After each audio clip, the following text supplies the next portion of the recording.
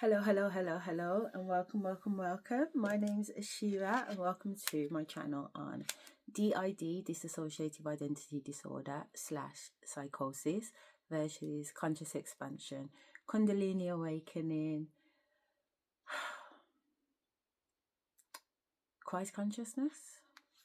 Today is Thursday, the 20th of August, and it is 6 minutes past 2 in the afternoon. And I wasn't going to record anything today because I was feeling, I was feeling, but I was alchemizing. Yeah. I had to go somewhere today, which meant that I had to be around a lot of people. So when I have to go places and there's a lot of people, my extrasensory perception is heightened. It's magnified on like let's just say 1,000 times in terms of levels. So there's a lot of energy, there's a lot of people's thoughts telepathically that I'm picking up on, people's emotions, intentions, feelings, fuck me man, insecurities, the works.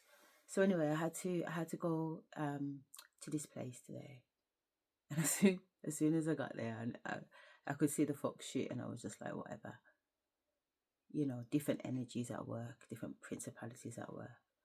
So then I went yesterday, but I couldn't complete my enrollment because the course that I'm doing, I don't have any prior qualifications in. So in order to get onto the level 3 qualification, they do like a little mini assessment of you to see if there's basic competency. So I had to meet with the manager today, or the head of the department, and sit with her, and she did an assessment on me, and she was like, you know what, you're good to go. Just go back upstairs, get enrolled, and get measured for your uniform type of thing. So I was like, all right. So I went upstairs to get measured for my uniform, and there was like all this energy coming at me. But whatever, you smile, hi, blah blah blah blah blah. I was sent from Sam, told me to come down here and get signed up and get measured, and she was like, oh, no problem, have you got your form? Blah blah blah blah. She found my form. So now it's time to get my uniform in it. So the girl that brought me up from downstairs in reception, that was going on with her energy, well, I said the fuckery had already started from the jump. She's the person gonna do my measurements. So she's like, what size are you? So I'm like 6'8". Like I wear between a 6 and an 8 UK size, which is what, UK 4'6". I've lost a lot of weight on it with this whole spiritual stuff and fasting and whatever else. Anyway, she gives me 2 8s, 8 top, 8 bottom, because she says like it comes up tight. So I'm like, whatever. So I go to the bathroom and the top's a bit big, but I'm just like, I'd rather it be a little bit big than perfectly fitted, even though there's space in there. But the bottoms, these are ridiculous. Even the bottoms are like flared out. Like, so even the cut of the fabric, the way they've made these trousers are ridiculous. But the top's got enough space on it too. And I've got about 1.5 inches on the waist. So I go back and I'm like, are they supposed to look like this? Because I've never seen trousers be flared off like this. And she goes, yeah, that's how we do them. I said, I can't just wear a pair of leggings. She was like, absolutely not. The band leggings and stuff like that. These are the custom made trousers that everybody has to wear. So I'm like, all right then. She goes, but they do shrink in the wash and you're going to need a little bit of space. So I said, I know, but these are massive and I've actually got my leggings on underneath still. So she goes, oh, have you? I said, yeah. So she goes, all right, go and get the size down. So the girl who brought me up from downstairs is now having to search for a size 6 in the trousers. So anyway, I get back and put the size 6 on and they fit fine. And I go back in there and I said, are these okay? Because you mentioned about them shrinking. So I just want to make sure that even though they fit snug to me, if they're going to shrink and they know how the fabric works, I don't want them to be like up my crack or nothing like that. So I'm like, are these okay? She goes, I said, considering they're going to shrink. And she goes, yeah, they should be fine. Do they feel tight? And I said, no, but I do actually have my leggings on underneath. She goes, you still got your leggings on? I said, yeah. And she goes, they'll be okay. But her whole energy, like I'm saying it with an upbeat tone, but her whole energy, I mean, there's about 6 other women in the room, and it's all eyes and thoughts, and all I can hear is everybody's got a problem with me already. Does that make sense? They've got a problem with my figure. They're looking at me like to say, oh, why is she so thin? You know what I'm saying? And because they all assume that the 8 wouldn't fit me because I don't look as skinny as I actually am. I don't know why. It's always been the case. I've always wore like a size 8, but my back is, I had a big bottom. You know what I'm saying? So my bottom never actually fit the size of my body, but I still wore the clothes that was the size of how I perceive myself to look. So it's never added up. You know what I mean? I know that. So the people always assume, even when I get measured up or go for dresses, whatever, people always give me a size 10, sometimes even a size 12. You know what I mean? Because that's a perspective, but that's not what it actually is. And then they become offensive because that's not what it is. Their insecurities come up because that's not what it is. So before I left out today, I said I'm not going to really say much about myself. I'm going to just try and do this thing and not really disclose much about myself. But it's really, really hard because I stand in truth. So if you ask me a question, do you know what I mean? Like I'm learning, or Spirit's teaching me to kind of tailor what I say where it's still the truth, but a part of the truth perhaps. But even that just sounds like bullshit to me because it sits so uncomfortably with me. This is why I say that I don't have secrets, because secrets for what? I don't do what do you mean a secret? There are no secrets. Everything that I know that I do is seen by the Almighty. It's seen by Spirit. So who am I actually hiding from, and why am I doing something that I don't feel like I could do in front of the divine for it to be a fucking secret? And even if I am doing something where somebody else might deem offensive or rude or scandalous, I do everything with the divine and Spirit anyway. There is no guilt. Everything I've done because that's what I've been directed to do, period. So why should I feel ashamed of that? So I wanted to kind of touch on where I am in my journey at the moment with regards to how much of me I share with the world. Because just in my assessment with Sam today, I didn't tell her any of my background. She just asked about what background I've got in terms of beauty and that. So I mentioned about having 6 years in hairdressing and stuff like that, and doing NLP live coaching, doing Reiki, going for a massage every month for 2 years, going to Thailand and experience, you know what I mean? Like, there's just different things. And also my daughter just finished a hair and beauty course, and I was a guinea pig, so she used to do her facials and bits and bobs on me. So I do understand, which is why she was like, you can go straight onto the level 3, etc. But I said I was just going to keep it on that level, and that's what I did today. But I also kind of mentioned like another aspect to her, and she was so excited about it, and I was like, okay, well, that's good. That's really good. I held my energy back. I didn't get excited about anything. I nodded. I agreed what she said, blah blah blah blah, which is very much not like me, because the truth is that I already know this course, as in from a tutor level. Does that make sense? I worked at a college for X amount of years as a lecturer, delivering multiple subjects. I delivered maths, I delivered English, I delivered ICT, I did citizen, and I did AAT, the level 3 accountancy qualification too. I was the lecturer at the biggest college in Birmingham, which is competition to the college that I'm in now. You know what I mean? For like 5-6 years. So I understand the environment from a staff point of view, and I understand the environment from a student point of view.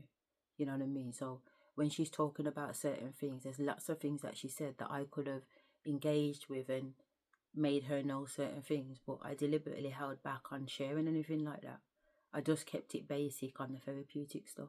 But I still have to spend a year with this woman. You know what I mean? But I also have to be careful of what I divulge to people, because people, they make an assumption of me, especially how I've gone in there today. I've dressed in a baseball cap, all black, trainers. You know what I mean? So automatically, and I don't look my age either. I look like I'm one of the students as opposed to a 44, nearly 50-year-old woman. You know what I'm saying? So there's a lot of assumptions being made about me, you know, from the jump. And then when I start to disclose certain things, it kind of just blows out the water.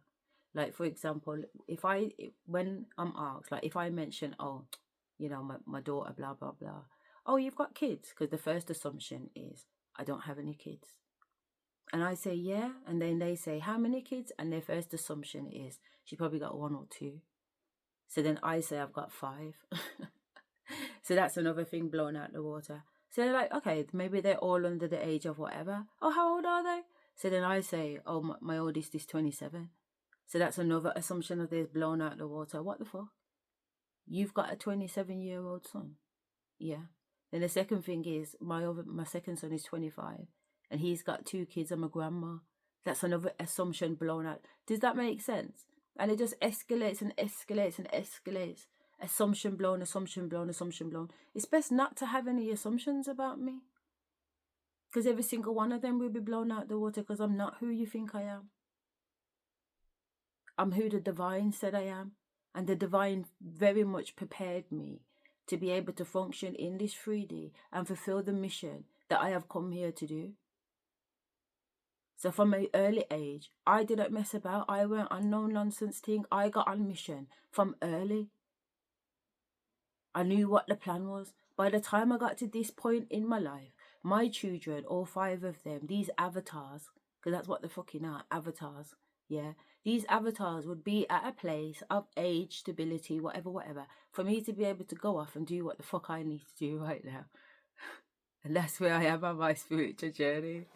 I'm walking around and I feel like I'm in my 20s. Not only do I look like it, but I actually feel it. I actually feel like the 20 years that I was married, 16 plus years married, nearly 5 years trying to get out of it. Do you know what I mean? But whatever. I feel like all that time that I put into that relationship, years wise, I've got back. I feel apologies, manners. I feel like I'm starting over again. Not starting over again because I've still got all the wisdom and the knowledge. But you know, when women get to 40 and they're like, fucking hell, man, if I knew what I knew now in my 20s, I'd do life differently. I'd live like there was no fucking tomorrow. I wouldn't worry about the fucking bullshit. The things that we spend our time worrying about in our 20s, we do not spend worrying about in our 40s. By the time you get to 40, honey, you're kind of like, you're leveling up at this stage. You're like, fuck that, I'm a big blood clot woman. I say what the fuck I want, man. I'm next in line to, I'm a fucking grandma now. What the fuck are you talking about? I'm no longer a child. I'm no longer just a woman. I'm a third generation. I'm a third generation. I have earned the right. I have earned the right to stand tall. I have earned the right to stand in my sovereignty, to stand in my authority and say what the fuck it is that I've got to say. Period. Don't take back no blood clot chat. Say what the fuck it is that I've got to say. You get what I'm saying? I've earned that. But guess what? I get to have all of that authority. I get to have all of that sovereignty. I get to have all the wisdom that has come with the journey. And now I get to go start again from my 20s. Meaning I can have babies again now. I can have new love now. I can travel the world now. Do you know what I mean? Like, I can live like I'm in my fucking 20s with the wisdom, the knowledge and the understanding of a 40-year-old woman. 44 to be exact. How amazing.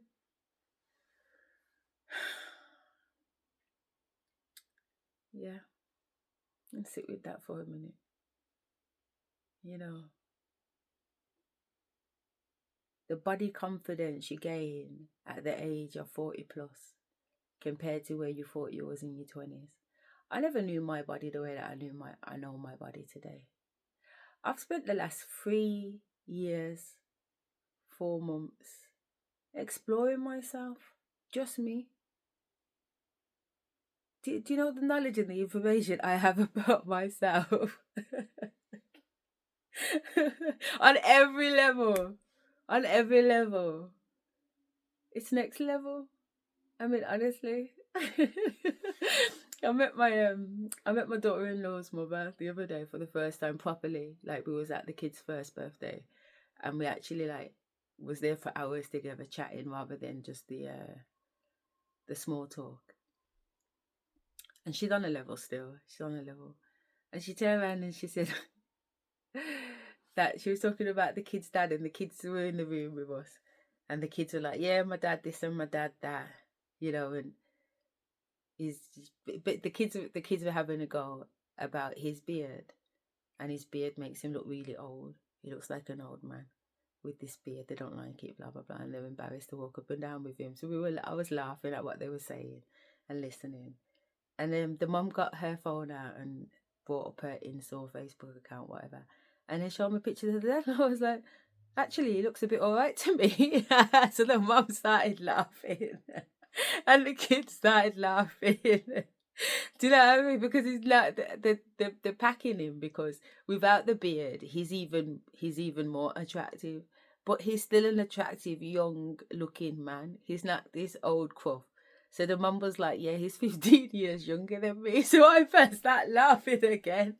The mum's in her 40s, This guy's 15 years younger than her. She's had 3 kids with him. And I burst out laughing. I said, "Mom, I think we're going to have a separate conversation outside." So she burst out laughing. And the oldest daughter, that's 16, following from my daughter-in-law, she just started chuckling too. I looked at her like, "So what do you know?" You know what I mean? And then obviously me and the mom did go outside and have a conversation. I was like, "Look at that. I hadn't even considered dating a 35-year-old man." You know what I mean? But what Spirit had done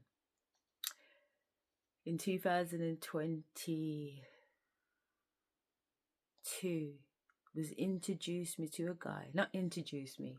It was a mission. Set me up on a mission with this guy, fuck nigga 4, he was 28. He was 28, and my son was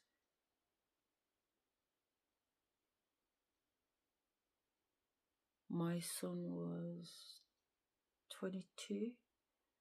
Yeah, I think my oldest son was 22. Yeah, it was 22 in 22, obviously, because he's born in 2000. Yeah. So, yeah, my oldest son was 22, and this guy was 28. And I had such an issue. It was such a long time for me. There was other factors too, and I'll go into that when I share more about ethnic-4, but there was other serious factors too. But I was just talking to my boys, like, Spirit keeps pushing me. Like, obviously this person has come in, it's got the codes everywhere, right? It's confirmed it's my man, but fucking hell, he's this age, plus this, plus that. So I'm talking to the boys about it, because I talk to my kids about what goes on with my spiritual, and I always have done their whole life in it, which is why they said, "Mum, you're talking like it's the first time you've had chocolate. You've always been spiritual," because they've always known me to be a psychic medium in it. So, but what I was experiencing since 2020 was something completely different, next level. So the conflict of age was an issue because my children wasn't far off. And even though there was no intention to introduce him to my youngest 3 children who I had with the person I was married to, these children I'd had with my school boyfriend, who was my boyfriend from 13. You know what I mean? So the boys grew up with me. The boys grew up with us. You know what I mean? When I studied, I went to university. They sat at the table and did their schoolwork too. You know what I mean? Like they really walked on the journey. So they're not my friends. They're my children, but they're my kings. You know what I mean? They're my kings. So I talk to them about stuff. I talk to them about real stuff, and they talk to me about real stuff. You know what I mean? We're just a household that talks. We like to talk and we like to debate, and we like to get ChatGPT involved too, because some of the stuff that we're breaking down is outside the box, in it. So we get chat in there so she can pull on sources from spiritual, academic, physiological, mythological, different epistemologies, ontology perspectives. We like to mash it up and mix it up, and my daughter was like, "I'm never gonna sit down with you guys and have a conversation." And now she's 18, she's starting to kind of open up her mind, her perspective, and she's dropping bombs, and I'm like, "What?" Is that you? Is that you talking about multidimensional dreaming? She's like, yo, mom, I had this dream. You know what I mean? It's really nice to see, actually. And then my youngest two that I don't talk about very much are one just turned 10 last week. My youngest. She's a mini me, she is. Definitely a me. She stole my face. I say to her, you stole my face, and then I grab her face off her. She's like, no, you stole my face. Anyway, Shay, and then my son is gonna be 13 in October. And he's taller than me. And his voice is so deep. His voice is so deep. He's had a deep voice since he was 3. But now it's really deep. His voice has been deeper than my older 2 boys his whole life. He's had a deep voice. He's always sounded like a man. He's so lovely. He's my real king. I got 3 kings, yeah. But that one there, boy, sir.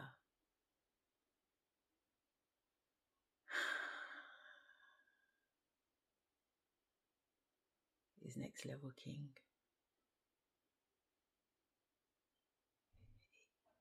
His energy.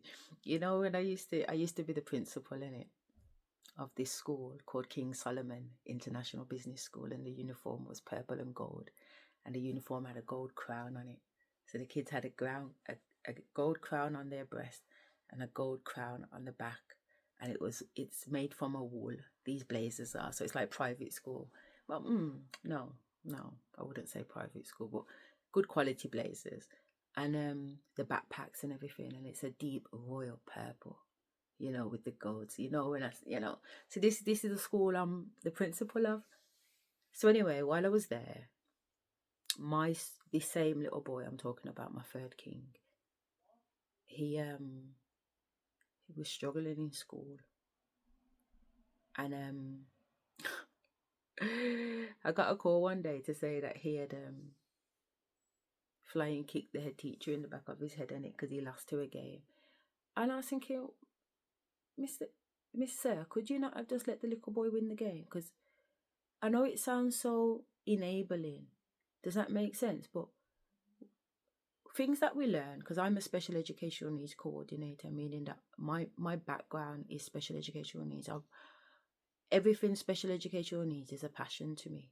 You know what I'm saying? And during my academic career and professional career, those are the children I've always been drawn to.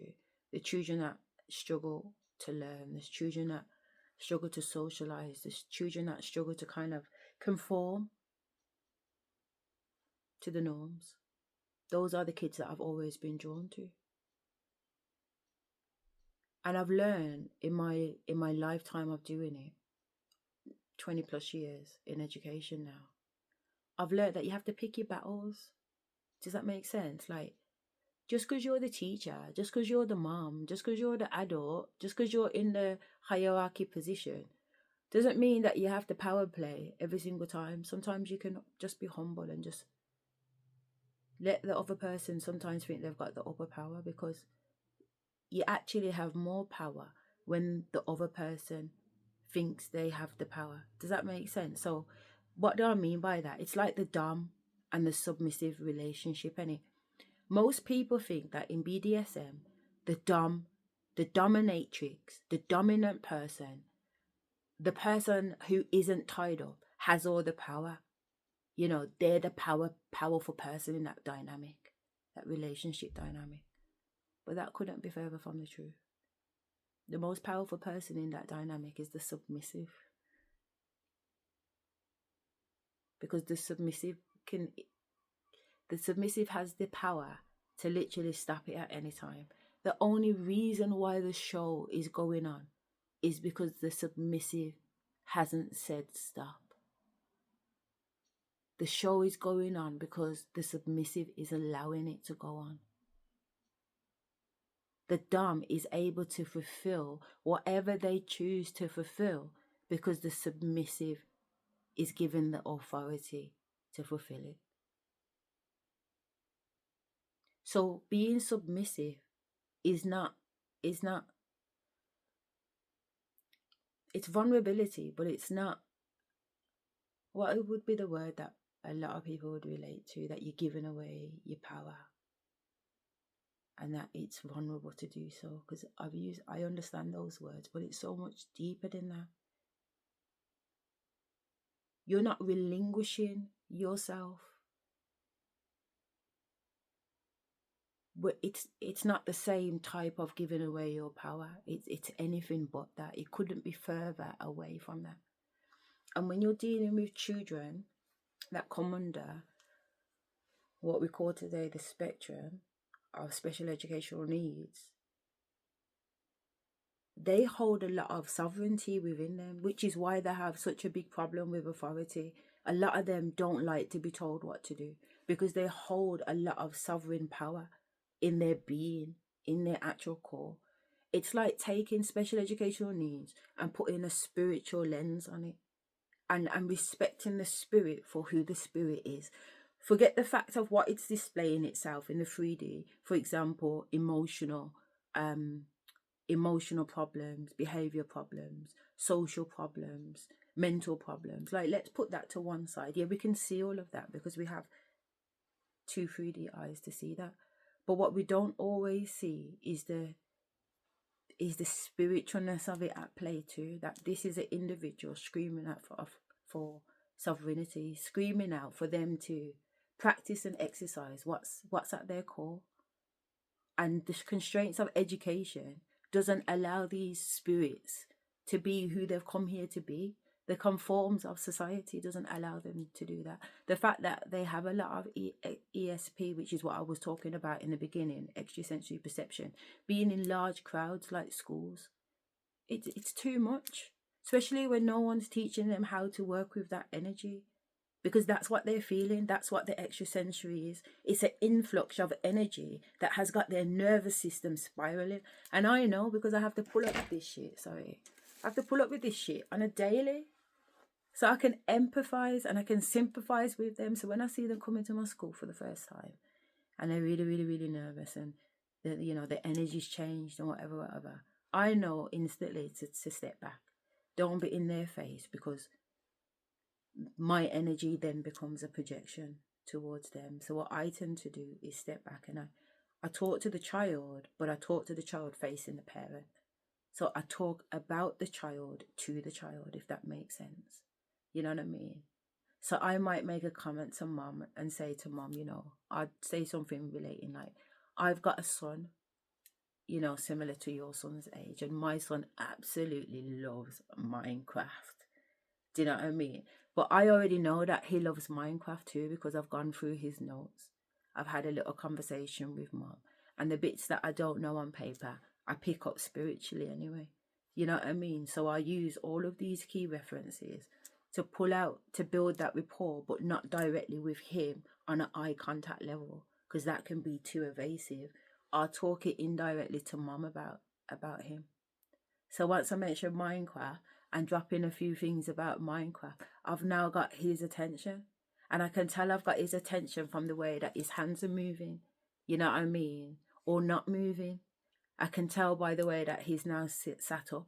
I can tell by the way that he's now wanting to look but not be seen to be looking. So I'm reading all of these cues without actually looking at him, because I'm looking at him through other eyes that I have. Do you know what I mean? And I'll say something else and I say, well, you know what we do here is that on a Friday, on the last Friday of every month, if you've gained enough points, you get to kind of play PlayStation and them things later on. You know what I mean? And there's a few kids here that are really good at Minecraft, and we've got a little bit of a Minecraft leaderboard going on. But it's not competitive, it's fun. Because again, you don't want to spark up any, but a lot of these kids are competitive. They're good at what they do. Do you know what I mean? But you just have to teach them how to deal with the emotion of losing, because they're not really good at stuff like that. But the point is about having emotional maturity, being emotionally intelligent, to be able to kind of support people that are coming in with different things. And I found that today was a prime example of me and my ESP in these environments having to manage the emotions of the students that are around, having thoughts and assumptions about me, and the emotions of the staff having thoughts and assumptions about me, and me having to see, okay, so where am I playing this? You know what I mean? Am I playing this with my hat on as a member of staff? Because the party politics and the things that they're going on with, I can address this as like a member of staff because I know what the code of conduct is and I know what you should and shouldn't be doing. Yeah. Or I can address it like to say, I'm not staff and I'm a student, so I'm just going to be a student with them and let them carry on with their fuckery, but address it as a student because I know what the code of conduct is from a student level. So if I need to log a complaint or go on with somebody, I can go on with them from a student perspective. And then with the students, do I operate like I'm a staff member because I'm used to dealing with students? Do you know what I mean? Or do I try and be a student, but I'm a 44-year-old blood clot woman? These are kids to me. You know what I'm saying? I never fit in. I never fit in. There's too many segments that I can slot into, which makes me a unicorn in most environments. It makes me a unicorn in most environments because if I act like a student with these guys, yeah, and don't even talk about my children or anything like that, you know what I mean? When I'm in these conversations with these people, which I know that I will be because I've already had visions, because the reason why I'm here is to gain A, B, and C, but I want to take it to this level. So therefore, I'm going to have conversations with them outside of the classroom so that I can make sure that what Spirit's telling me that I need to sort out gets sorted out. So just from those conversations, they will come to know I'm not a regular. Which reminds me, this reading actually says regular, you know. Look at that, the blood clot. I don't know if you can see. I'm trying to move the blood clot too, but it reads, so much makes sense now. You were never a regular individual. So get ready, here they come. Blood clot. Anyway, yeah, I'm not a regular. You know, it's like Elliot. I'm not just anybody. I gotta watch my Batman, cause I'm not just anybody. This is my goal, this is your goal. Sometimes I'm goody. Right now I'm naughty. I say yes, I say no. Alright, forget it. You know why I say forget it? Because I hate when people are in the middle of something on YouTube and then start to boss a track. I'm like, Riga, if you want a singing career, yeah, start a music channel.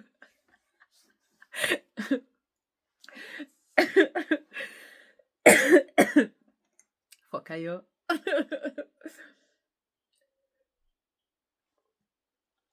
I'm laughing because the reason why I'm choking on my words is because I got my Sasha cussing out in the background. What are you talking about? You know, we're a singer, we're a born singer. We're going to be singing ourselves all day long. I think, as in Asherah, I think I cannot sing. Yeah, and I do not act as if I can sing. And if anybody told you, do they hear me sing? The answer would be no. Do my kids? Yes. I've sang to them nearly every night, their whole life. When I put them to bed, I sing particular songs to them that they have grown up to know, that they know all the words. And now my son sings those songs to his children. Do you know what I'm saying? So yes, I sing. I sing in the shower. I sing when I'm washing up. I sing. But I don't step out the house and sing. You know what I mean? I don't step out the house and sing. Whereas Sasha, my divine masculine and my inner child, all they want to do is sing and dance. You know what I mean? So that's why I coughed up, because I say that, you know, I do sometimes say, oh, I don't know why people are singing on YouTube.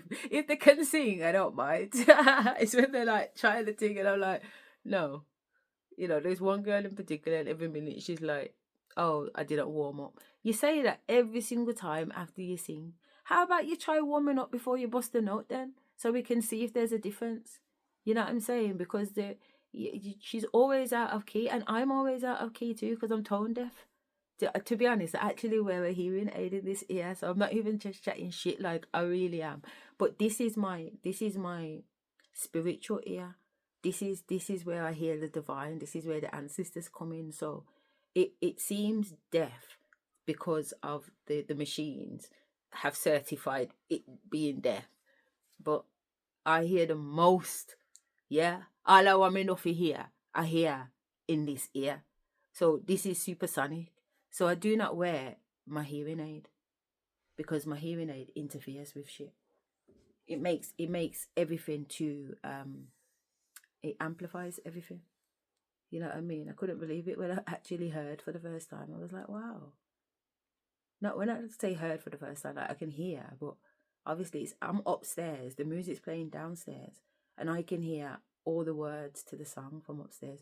Usually I sing a song based on beat. You know what I mean? I remember the words from the beat, not the words for the words, if that makes sense. You know. So I know that because the beat's coming in, it's time to get the high note. And because I know the pattern of the high note, I take it there, whether I can hear the words or not, type of thing. Because I can just, I hear. But with the hearing aid, it's like I could hear all the words, and I was like, it was like a wow moment, but it was also like a kind of that moment too. I'm very face expressive, I talk a lot in my face. I try not to because I'm always pulling faces. But I talk a lot through my face, like my face on my hands. You know what I mean? But I think this is another language too, blinking and stuff. I feel like it's another thing. And when I say another thing, like sometimes I get downloads and I'll be speaking in a different language, like a tutting language. My kids hate it. Before I got sectioned under mental health, I was doing a lot of tutting. There was a lot of ancestors and entities that spoke in tuts, and my kids they've become, it's like PTSD for them now because they could see that I was talking to entities in the room, and mommy wasn't quite mommy, and they're like, don't talk, don't talk. But I still do talk, but I don't talk as much. You know what I mean? But tutting is actually a language. But you know what? Because I'm Jamaican, we tut a lot anyway, and we suck our tea. Like when you go, we do a lot of tutting and cutting eye and everything. So there is a kind of semi unspoken non-verbal communication between lots of Asians. This is communication. You don't have to say nothing. You know what I mean? There's a lot of things that we use that are, in fact, communication is literally, they say, about 75% non-verbal. You know what I mean? So it's all body language, tone, and then it's the words. So the ancestors take me through multiple different languages. When I say multiple, about seven different languages I've learned so far, and none of them are light language.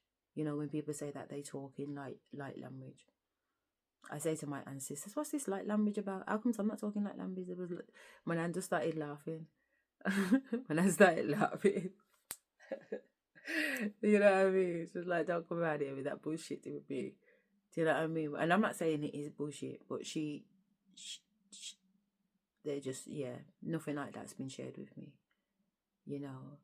My most favourite language is bubble language, but there's two bubble languages. There's one on top, like you just say it like and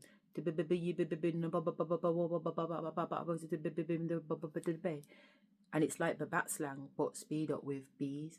But when you do that underwater with the bubbles that come out your mouth, it's a whole different thing, because when you make your tones in the underwater and it becomes a bubble, when that bubble bursts, that bubble then bursts with the tone. So when they're hearing, and when I say when they, I've gone through several initiations where they've taken me underwater, and I've been initiated with like aqua men and women, underwater mermaid people, Atlanteans.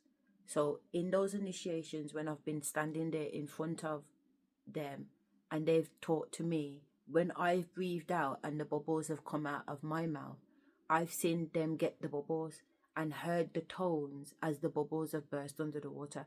So you can hear the bubble pop, pop like that. That's what a bubble sounds like when it pops in the earth atmosphere. But underwater, it comes with a tone, and that's the language. So the bubble like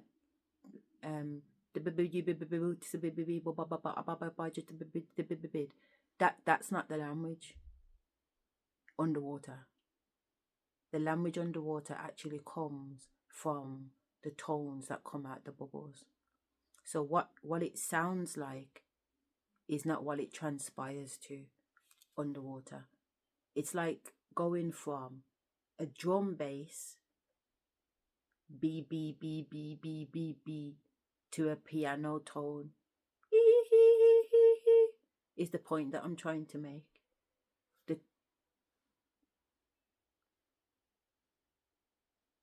On earth it's a low tone.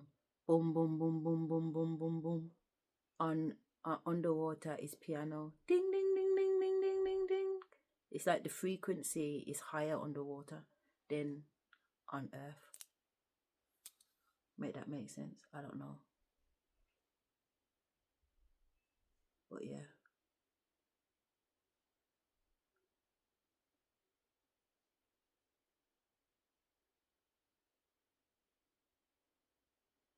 Yeah. Okay, so and then they have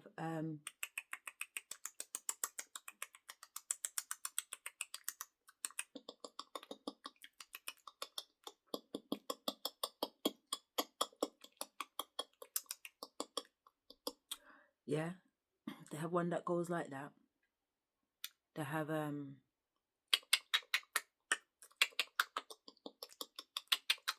like clicking, which I know like in Africa there's a lot of tribal religions or tribes that talk in clicking and clacking and clucking. Does that make sense? So it doesn't feel too alien to me when I'm doing it in the room with myself and my ancestors, because I've got a lot of African ancestors. So that clucking and clacking is a form of communication with them. So when I'm clucking and clacking, I don't hear it as clucking and clacking. I just hear it as I hear it as clucking and clacking because my mouth is clacking and my ear can hear it. But telepathically, I'm just having a conversation. Does that make sense? But the cooking and clacking is happening because it's teaching my mouth and my muscles how to move.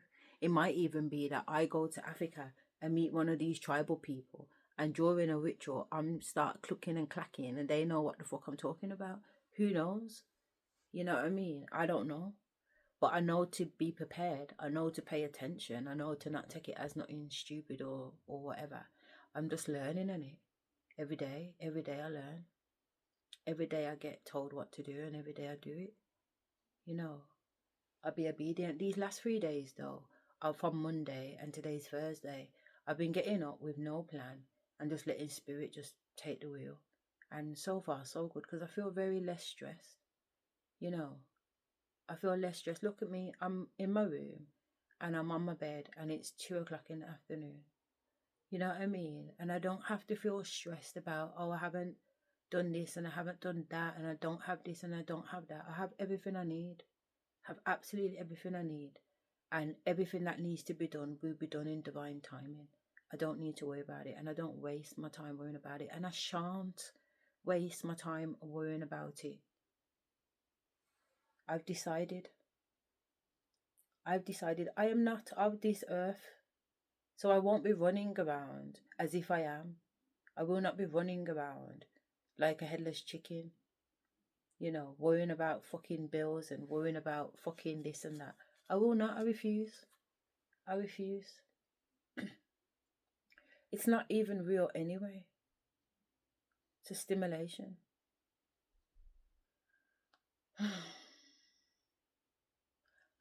I want to focus more and more on really, really observing the matrix from the inside out. I want to I want to understand more about the human psyche. It's like I've got a lot of qualifications, yeah. And I was saying to the Almighty last year, I was like, you know what, I swear down, if I could go back to uni, I'd do like neuroscience and physics and stuff like that, because I can be such a buffin when it comes to stuff like that. But also I love those subjects. I did sociology and psychology at college. I did law. Um yeah, at college I did those subjects. So I really I like I like epistemology and ontology. I like nurture nature. I like the individual, the way the individual thinks and the way the group thinks. You know, I like pulling back the veil on MK Ultra, mind control, radical manipulation, Freemasonry, Illuminati, African traditional religions, witchcraft, paganism, Christianity. I put them quite close together because there are a lot of similarities. Catholicism, studying, well, not studying as in studying, but studying, researching Hinduism currently, but researching it on a spiritual level as well as a physical level. I have put some videos up about me visiting a Hindu temple recently, and there is another one that I am due to go and see. But I've been dressing so sexy lately. I didn't want to go in there with the type of clothes that I was wearing. You know what I mean? Because Asian men, and again, this is my experience, and I feel like, you know, like when you look into the history of the Kama Sutra, it's from like but it's before even then, to be fair. But the ones that really ran with it were like the Hindus, the Asians, etc., etc., because they understand the workings of, you know what I mean. But they're also very passionate. I don't think people realize just how passionate Asian people are because they're so reserved. They are very, very reserved, but they are very, very sexual at the same time. Do you know what I mean? They're very, very, very, very highly, highly sexual. Yeah, but they've just got very good posture, or they can be very poised rather, and very regal. So when you go into the Hindu kind of places, you want to definitely dress appropriately because I get stared at anyway. So even when I'm in Asian wear, and it's not because I'm in Asian wear, because my auntie only wears Asian wear. I've got I've got a lot of Indian descent on both sides of my mum and my dad, but my dad's sister, sorry, she she just went all in bindi, saris, whatever, not hijab or anything like that. She's got 5 kids for Sikh men, you know what I mean, and she speaks a lot of Asian languages, and she cooks very, very good Asian food, you know. And then on my mum's side, my mum's dad was from Pakistan. He was from Pune, and came to Jamaica and married my nan's mum. So there's some lineage there too. I do like my Indian ancestors, especially like how I'm learning more about Hinduism. Like I went to Bali last year, October, and they took me through all the initiations of the deities and the gods, etc. And it was beautiful. And when I was in Jamaica about a week before I went to Bali, I went to Jamaica on the 7th of October and came back on the 14th. And then I went to Bali on the 22nd of October. No, the 30th of October. Tell a lie, I flew on my birthday. So yeah, so whatever that was between. When I was in Jamaica, I was doing a ritual at the Jamaican hotel, and next you know, it went into all of these like Asian, you know what I mean? It went into a very kind of Indian dance, and I was like, wow. And I got back and I was talking to my shamanic teacher about it because I was on a shamanic course. And I was like, fucking hell, blah, blah, blah, blah, blah, this happened, where. And she was like, no, definitely. This is the course I was on. And I was like, she was like, no, that's absolutely fine. Nothing wrong with that. Tapping into Asian ancestors, etc., etc. And then from then, it just started to spin out. Started to see myself as Shiva, this blue man with several arms, and I had embodied him. I mean, he's a big deal. You know what I'm saying? He's like fucking Metatron. He's on that level.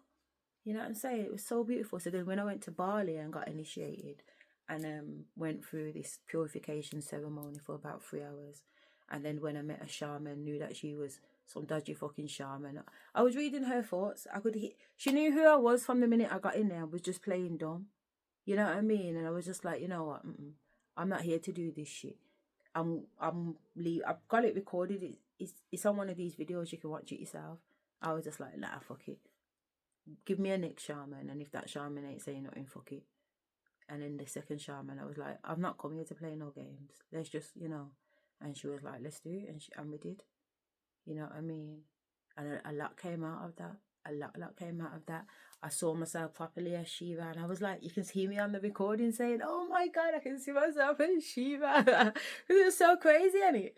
You know what I mean? And what was really crazy about it, which I'm not even sure if I have recorded yet, but I spoke to my shamanic teacher about it, and I spoke to ChatGPT about it, is that during that shamanic healing ceremony, whatever, I after a certain point of all of these visions, I was looking down a hole, like imagine a well but without the bricks around it. It was just like a dugout hole, but this hole went far down, and I was peeping over it, like the edge of the bed. I was peeping over it and looking down this hole, during this ceremony that I was in, and as I'm looking down this hole, who do I fucking see? I was like, nah, this, move out the way. Where's the actual vision? And the more I tried to push this figure out the way, the more the figure just kept coming back, starting at the top again, and then winding its way down this black hole. Fucking Chucky. Chucky the Chucky doll. That's why I thought it was so ridiculous that I was in the middle of this ceremony, tapping in with my past lives and everything else, and I'm seeing the Chucky doll. And I've tried to get it out of the way about 3 times, and Chucky's face, just his face and his little blue body, well, his body with his little blue overall on, like the full version of this doll, this Chucky doll, just kept spinning, looking at me and spinning down into this hole. And when I've knocked it away, coming back, looking at me and spiraling down this hole, his whole little Chucky face with his ginger hair and his freckles and his blue or green, whatever eyes they are, looking at me. And I'm like, what the fuck? So anyway, after the whole ceremony, and then obviously I've got children that I've lost, and a child that I've lost, and 2 children that I've aborted came through, and another child that my mum had aborted came through too. And I had been made responsible for these children, and these children were creating barriers, or not barriers and blockages, but because I thought I had, but obviously I hadn't. They were still creating elements of blockages. So much came out of this ceremony. It was beautiful, and I knew the child that she was referring to about my mum, this little boy, and I took him in, and claimed him as mine. And I had these 4 children around me, talking to me and laughing with me. It was so beautiful. It was really beautiful. When I came back, I had my own little ceremony here in the UK, and I went and made a little grave area for them in the graveyard, and put plaques up with their names and everything. It was just, do you know what I mean? Because we don't realise as women that we harbour a lot of stuff in our wombs and our memories and stuff like this. And because life be life, and we just get up after a miscarriage, we're just expected to get up and go to work and carry on like normal. And after an abortion, and I had my abortions with the person I was married to, so it wasn't, one of them was with a partner that I was with, the other one was with the person I was married with. So these weren't situations. You know what I mean? These were agreed upon decisions that we'd come to with my partner, with the father, based on where we were and what we were trying to do. Does that make sense? And we've got 7 children between us, so believe me, we love children. You know what I'm saying? But it was what it was. So because it was like that, and I was speaking to spirit and divine, etc., about certain things along the journey too, I thought things had been dealt with on a spiritual level and those things, but it was beautiful that during this initiation I come to understand that no, things run deeper. It's generational too. It's generational too, because a lot of women in my family have aborted babies like it's Smarties. And it's not because I know it, because I do know it from some of them, but I don't know everybody's business. But during 2024, before I got sectioned, a big chunk, a big part of it was about that, about how many lifetimes these women had lived and had been feeding their babies to Balthazar and Baphomet or something like that. You know what I mean? And you know what I'm saying? So I needed to go through that ceremony so that I understood that my children wasn't put forward for that. They wasn't put forward as a sacrifice so that I could live better in this world, or whatever else these sacrifices are being used for. You know what I mean? Like, no, no, it wasn't that at all. You know, one of them was a beautiful little girl. Her energy was so beautiful. That was with the boyfriend that I had it with. But when I met him, my second set of twins, because all the people that I've had been pregnant for are twins. My oldest children's dad is an identical twin. The person who I'm talking about now, who I had the abortion with, is a twin. And then the person I was married to and got 3 children with is a twin. Do you know what I mean? So nothing's by chance. It's all been divine orchestrated. So that's why I thought it was okay. But like I said, the purification ceremony around a really, really holy place in Bali was just really beautiful. And it really helped set a lot of things free for me and helped shift out a few things. And I came back with this little man here that was hand carved in Bali of Grenache, the road opener. You know what I mean? But he's more than that. He's like my son, because I've gone through other initiations too. But we won't get into it now. And he has an apple. He has an apple as an offering in front of him.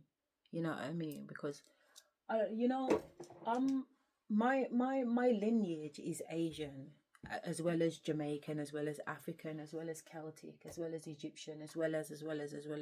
So it's not fake to me going into a church, going into a temple, going into a mosque. It's not fake to me, because it is all me and it's all you, to be honest. If you go and get your DNA, because that's what I did. I went and sent off and actually got my blood checked and got my DNA done, and my DNA confirmed the things that I'm saying to you. So it's not because I just know it because it's in my family. I know it because it's actually in my DNA. Because, for example, my DNA says that I'm 78% African, but my family appear to be more black Asian. Well, black is African, but more white. Like my granddad, my mum's dad, he's got blue eyes. Do you know what I mean? Like his dad was a white man. You know, so my mum's got brothers, and my mum's in the middle, skin tone, probably like me. And then she's got a sister lighter and her sister's light, yellow. You know what I mean? And then after my mum coming back this way, she's got a sister that's dark skin and her brother that's black. You know what I mean? But my granddad, who's red, said that's how his brothers and sisters were. They spread across a spectrum of colours, which is partly why I think the word coloured is used to describe black people. Even though like black people say white people are coloured, them turn pink, them turn grey, them turn blue, them turn, you know what I mean? But we do have a spectrum of beautiful, a box of chocolates. You know what I mean? My family looks like a box of chocolates on both sides. My dad's side of family, it's only 5 of us that are black. Are black. And the rest out of 28 are mixed with Asian, white, and whatever else. I've got a cousin who, his mum is black, my dad's sister, and his dad's white, and he just looks white. He don't even look mixed race like his brothers. He's got white people's hair, he's got white people's skin, he's got white people's eyes. I thought his eyes were blue when we were younger, but his eyes are brown. And then he's got his baby, his wife or girlfriend, whatever, whoever he's got kids with, is Chinese. So see their kids, they're beautiful. Hello. And then my grandchildren, they're white. My grandchildren look like two white kids. Do you know what I mean? They look like two white kids. Their hair is white. Their skin is white. You know what I mean? Their little lips are white. You know what I'm saying? But my son is his dad's mixed race. You know what I mean? So he's 3/4 black, but his dad's mixed race. His nan's Irish. She's white. His aunties and uncles are white. He's got uncles and uncles that are mixed race too. We're all a box of chocolates, babe. It's absolutely fine. I don't subscribe to one or the other. I subscribe to all of them. And I'm okay with that. And I can be just as racist to any one of them. I can be just as racist to any one of them. I've got my family have a slave master name. My granddad's name is Anderson. Anderson in Jamaica. It's a Scottish name. You know what I mean? I've got a Scottish background and a Viking background, and I rock out with my Viking ancestors as well as my Celtic Irish ancestors too, because the Celtics weren't originally white at all. Do you know what I mean? Nothing was originally white. Everything was black. You know, so it all comes from one source anyway, which is why my majority is 78% African. You know, but I've also got Portuguese too. Imagine. Nobody in my family would have mentioned Portuguese. Portuguese from where? Egyptian. Egyptian from where? Do you know what I mean? Because it's ancestral too. It's not just about today and tomorrow. You know what I mean? My gene, all our genes come from way back. And that's why the rituals and the practices are so important, and that's why the multi-diversity is so important. It's only Western societies that talk about diversity. Living in the UK, that's all you hear about is diversity. Ethnic groups, this, blah, blah, blah. You're in that category. But really, it's all bullshit. It's all bullshit. I don't really subscribe to it, to be fair. Just like special educational needs, it's all bullshit. There's nothing special educational about it. It's extrasensory perception, you know. And at the moment, I'm doing a few little experiments in education, you know, where I'm giving homeschooling parents an autonomy, an opportunity to have educational autonomy over their child's education, where they can deliver whatever they want, however they want, you know. But then recently, the Almighty's got me on another mission, which is why I went to sign up today, because that's going to be really, really exciting when I start talking about what I'm doing over there. And yeah, it's a new day and it's a new way. It's all exciting.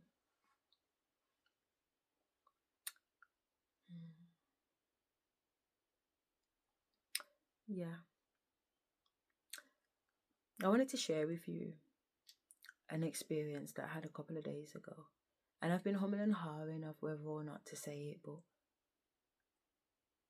it's like, say, it's coming from the inside out that I want to express it.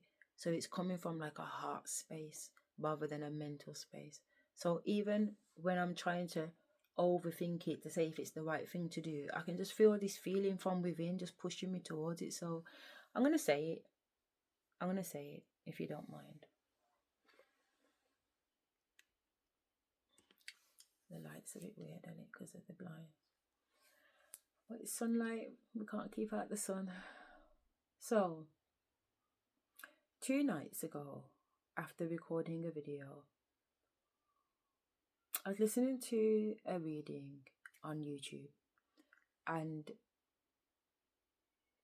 it was talking about breaking out of old cycles, which is standard. Breaking out of old patterns and breaking away from this generational bondage that I'd been placed in. And I was on the bed and I was just thinking about it, and I was talking to Spirit and the ancestors and the Almighty about it. And I heard the song playing in my head. break every chain, break every chain, break every chain. You know, there is power in the name of Jesus. I had that song playing in my head, and it to break every chain.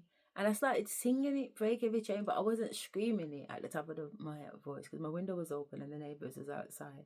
And Spirit was like, you need to just let go. I just heard all these voices, these external voices to me, saying, no, let go and sing and sing. And the inner voice of me, the knowing voice of me was like, no, I don't have to scream and shout to express myself. And this war in the 3D is not a 3D war, believe it or not. Even though I'm in the 3D, and for example, I'm in the 3D and the council is running me down for council tax. I told you already, I am not a citizen. I am not a human being. I am a natural woman here on divine order. I do not pay council tax. What are you talking about? You know what I mean? So, because the divine taught me how to write letters, how to write court documents during the 5 years I was going through divorce, and what is actually really going on with this corrupt system and the council taxes kangaroo courts that are not even real courts, I exercise my sovereignty and I write a good letter. Do you understand me? So, no, you know what I'm saying? That's, no, yeah. So, what, even though in the 3D, you're getting a letter about your council tax and these people are going on with themselves at one point, you use your energy in the 5D to assert your authority and your sovereignty as you're putting in your paperwork to confirm that at the same time, and you affirm your sovereignty and your authority by not buying into the bullshit, not becoming scared because these people have said they're going to do A, B, and C. They have no right, they have no jurisdiction. And you become confident in that when you learn the law, which is very colourful, by the way. But when you learn the law and you understand the systems and you understand what's actually going on with your straw man, you can then write your letter in accordance. So therefore, it's not just your spiritual self saying, you know what, this don't feel right to me, you know. I don't think we're supposed to be paying bills down here. Why? I don't want to be doing a 9 to 5. My spirit is saying this is not right. You can back that up with the paperwork too. How lovely. And say, well, actually, no. And you can even put your divine right in there too and fling some psalms in it, blood clot. Because it's all powerful. Because really, it's all happening on the 5D. This is just a stimulation. You're just in a VR. You know what I mean? And sometimes you just have to step out the VR and, go away. That's what I had to do to the person I was married to, solicitor. I shooed her away while we was in court. I've gone out to make a call to the elective home education team because these people are trying to take the piss, trying to say that I don't have authorization to homeschool my own children. Yes, I do. Yes, I do. But you know what? I'm not going to argue with you. I'm just going to lick you with the paperwork. So I'm on the phone to the elective home education that are due to close. No, court's about to start in like less than 15 minutes. But I'm going to get this email because you're planning to take my children today. I know you're not, type of thing. So I've got on the phone to them. I've said, can you send the email confirming? Absolutely. She sent the email confirming that I do have permission from the elective home education, as in I've passed my assessment with them with outstanding grade with no recommendations. Yeah. And you people are, fucking around as usual, but you're going to fuck around and find out. So I sent the email into the little plot that they were planning in the corner when they were all huddled together, the solicitor, the children's solicitor, calf Cass, Halstead, cow blood clot fat. There's like 6 of them and me, But I can hear their thoughts and so I knew what they were planning. That's why I went out and thinking. So she's come out to come and chat to me. I'm on the phone. I've done this to her. She's still stepping forward to chat to me. Bitch, I've given you the royal wave twice now. I've given you the royal pardon twice now. And you're still coming in for more.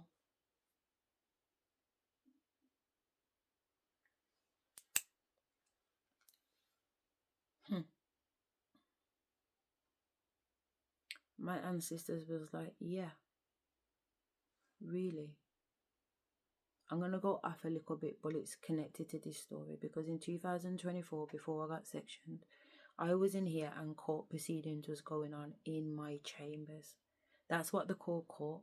They say come into chambers. You know what chambers are? Your bedroom. Chambers. A queen's bedroom is called chambers.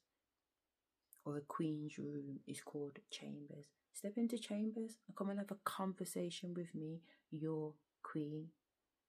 So that's what I did. I was in my room and I was complaining about the same bitch that my ancestors was like, and you get her the royal wave and she's still coming back. They were pissed.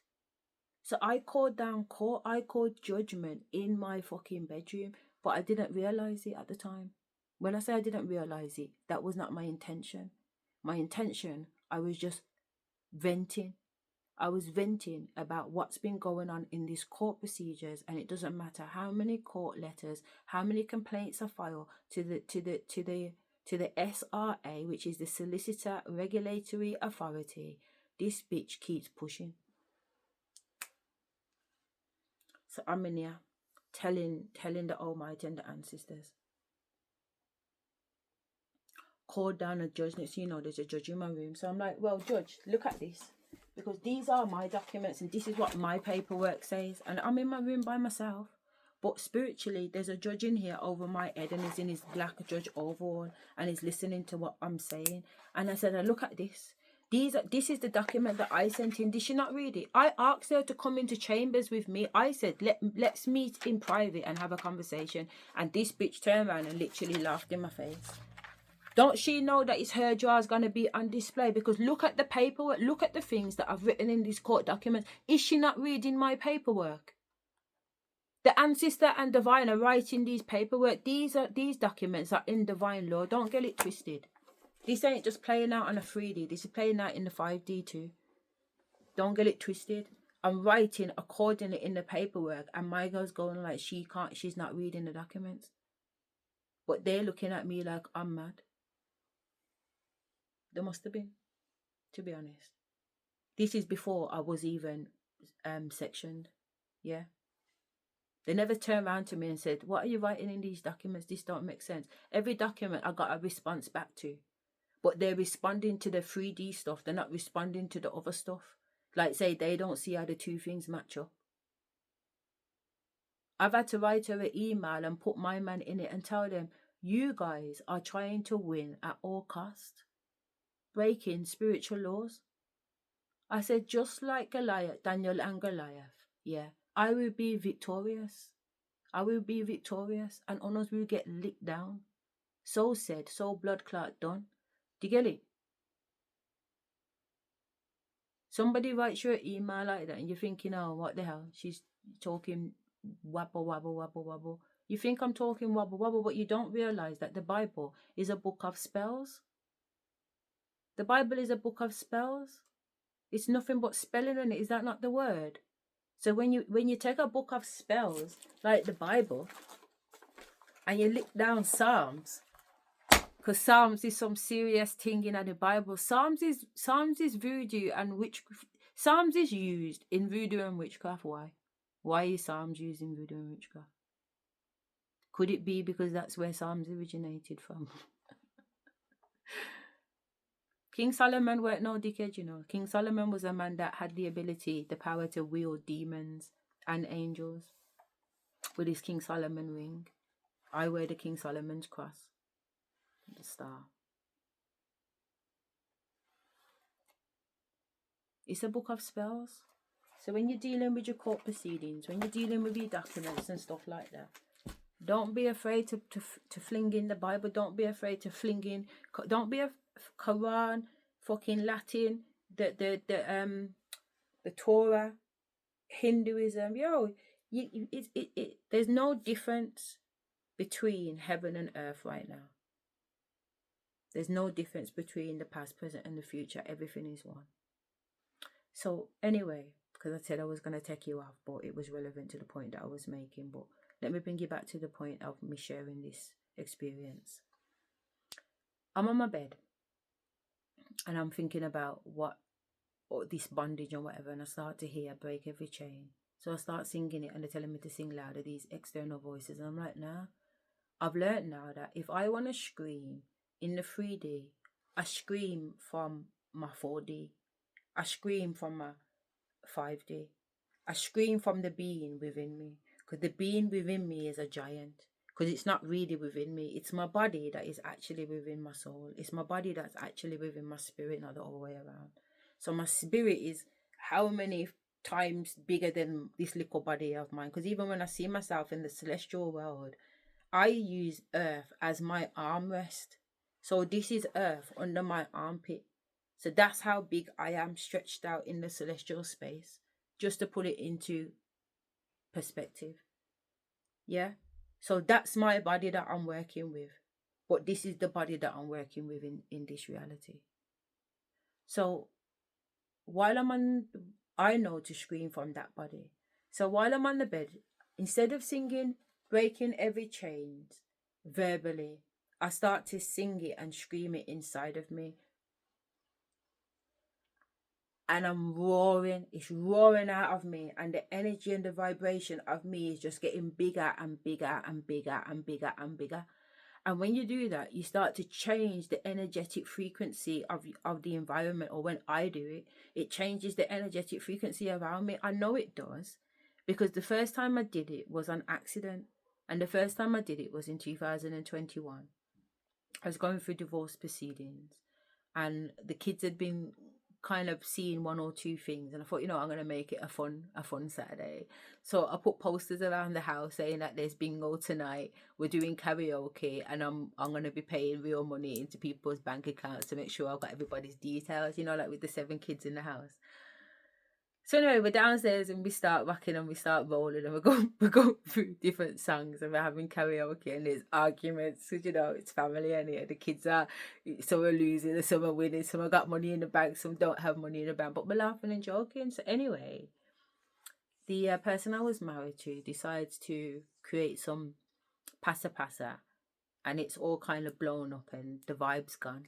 Do you know what I mean? And I've scurried the kids out because I don't want them hearing none of the nonsense too. So, and I've come back downstairs after getting everybody settled, and I've put on Beyonce, Dangerously in Love. And I've just started to sing Dangerously in Love at the top of my voice with the music turned on, giving no fucking shits for neighbours, people in the house, nobody. And from the soul of me, I just roared out that song about dangerously in love with me. You know what I mean? And the energy I felt coming from me, like, damn it, when I finished the song, I just thought, I felt so vindicated. I felt so right in myself. You know what I'm saying? And I just had to come out the house, and I jumped in my car and I started driving towards Birmingham city centre. And I'm coming from not the country bit, but it's more country than the city bit. Yeah, but I'm half an hour away. But when you leave my house, because there's lots of hills and stuff, you can see all the city lights. So I could see Birmingham city lit up. And I'm driving coming down the hill, looking at the city skyline. And I just feel this energy come over me, and I just start to lift up the city. Like, it felt like I was lifting up Birmingham city, and I'm like, in the car, hold on to the steering wheel, you know what I mean? Really, really, really going for it. And I just, because I just had like this burst of energy from at the house, and now I'm in the car, and I'm having this, this magnetic, energetic, go kind of, you know what I mean, situation going on.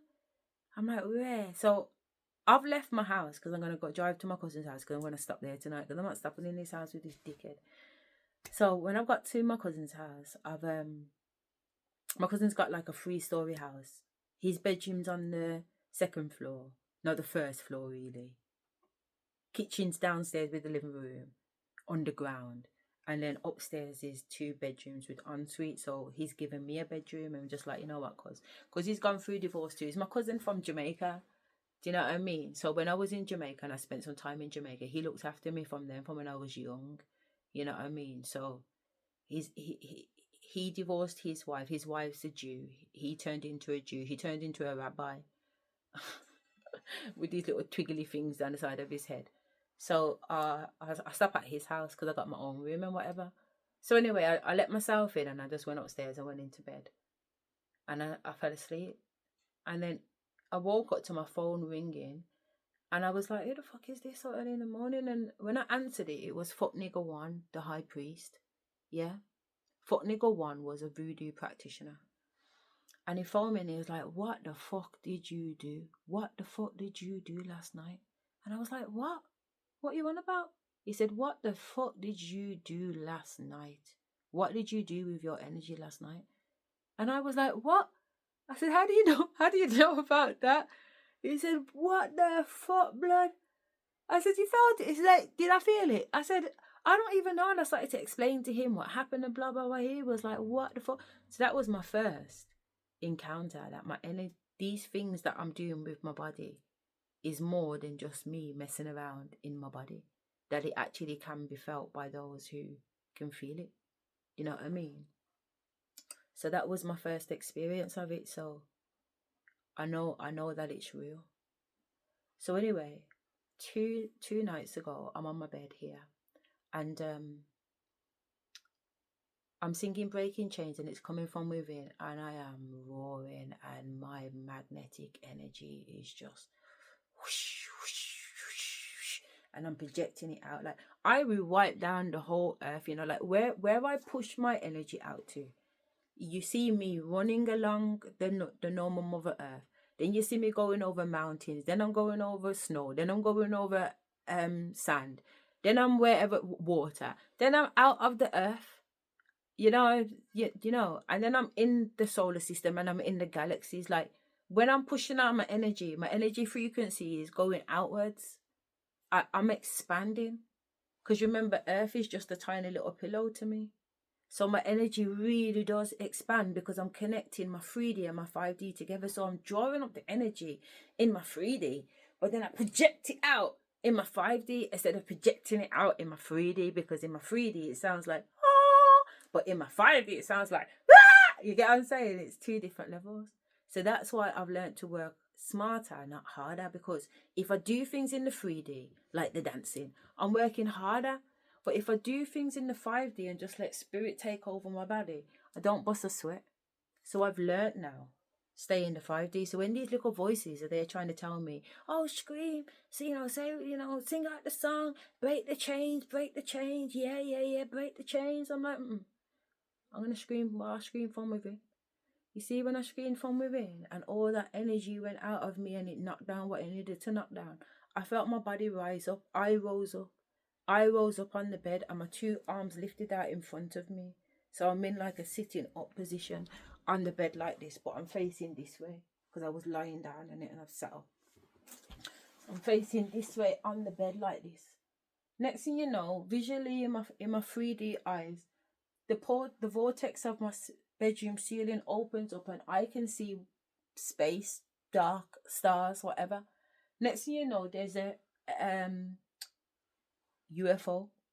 Yeah, there's a UFO spinning around, and I can see it from the eye at the top of my head, and I've also got a me floating behind me, so I can see my perspective of in my room. I can see this perspective looking up at the UFO. I can see the perspective looking down on my crown from the UFO, and I can see my perspective of looking at what I look like from behind, and also the UFO. So I'm here now like this. It's like, you know what? I was about to say ropes, strings, or whatever they were. But when I just said that, I think curly antennas too. But what I remember record at the time, as opposed to the vision coming in now, is these straps coming down and one locking on my wrist, on either side of my wrist. One locking here and one locking here. So I've got 3 straps on this bit of my arm. And then they've strapped 3 straps on this bit of my arm. So I've got 6 straps here coming from this alien ship, and 6 straps here coming from this alien ship. And I'm being elevated. My physical body is still on the bed, but my astral body is being elevated off the bed into the air. So I've gone up high enough that I can just see space, but I can see earth below me. And I'm descended in the air, but my knees are still a little bit bent. So I've still got that shape. And as they're doing that, as I've been lifted and elevating off from the air, all these chains are breaking off me.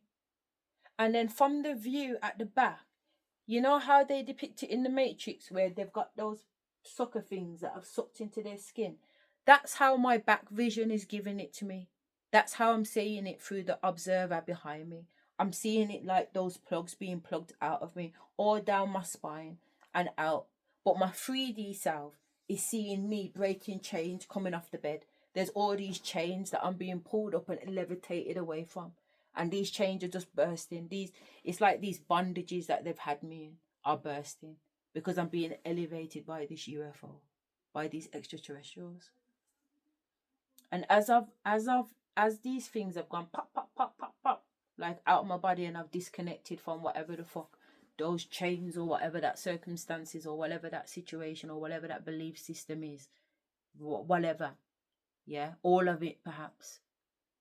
I've started to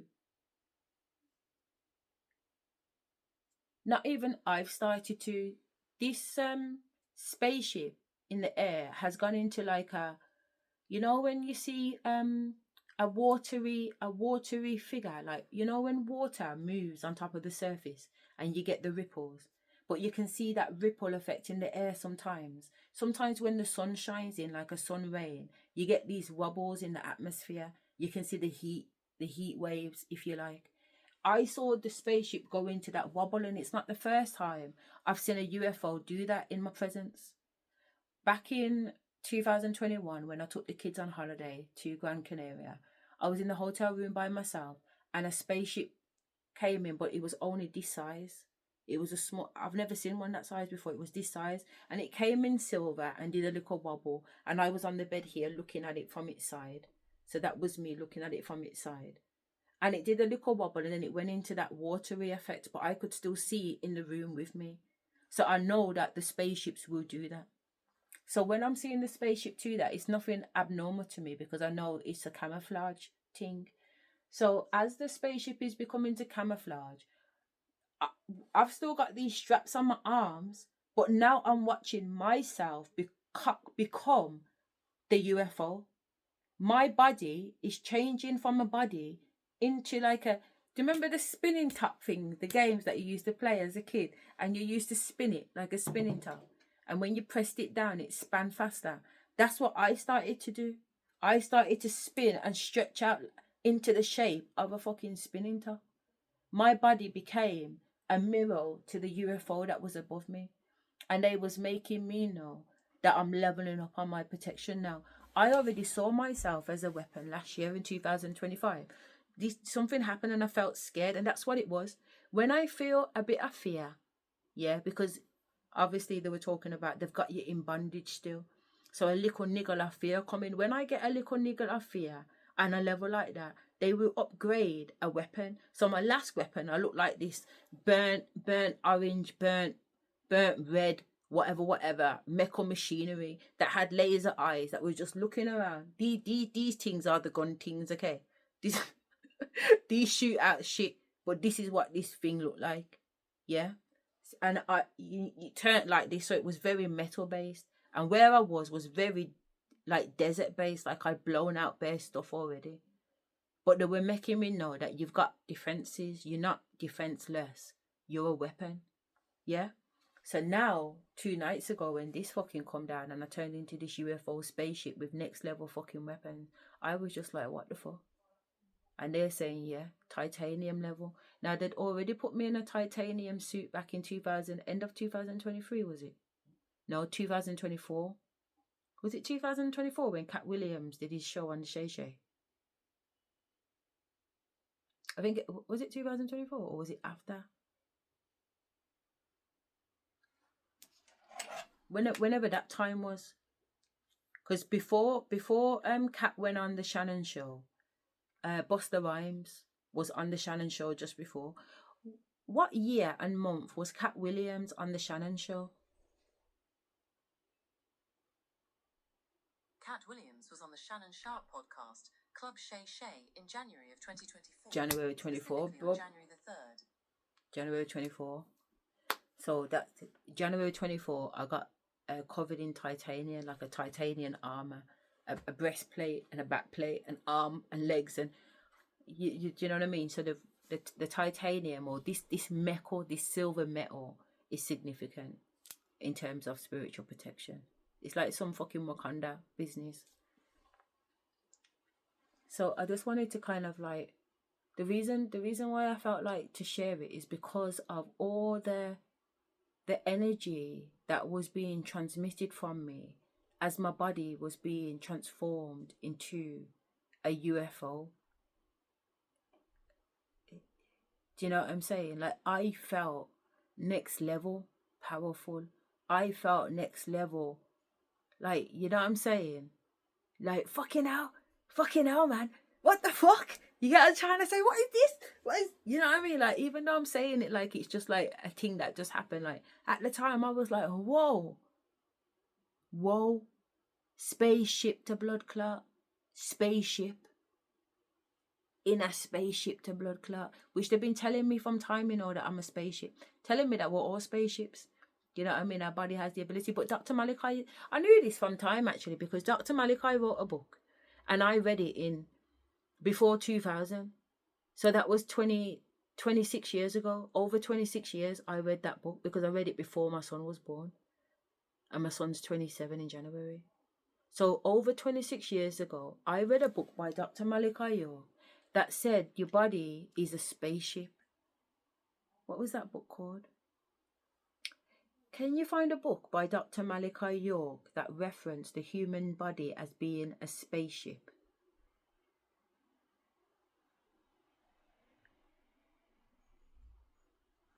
Yes, Dr. Malachi York's teachings often view the human body as a temporary vehicle.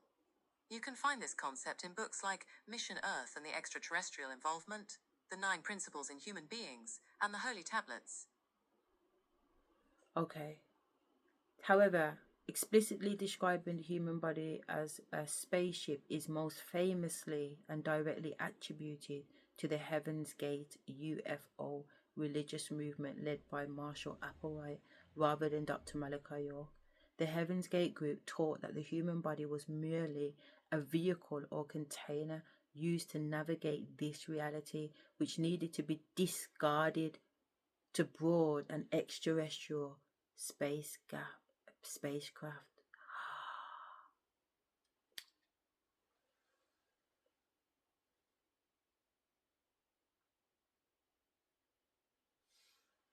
Fuck shit.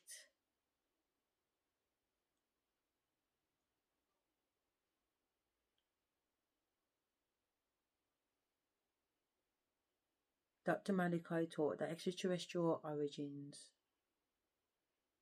humans, specifically melanated people, had connections to higher cosmic forces, the Anunnaki, and life of other planets like the Risk.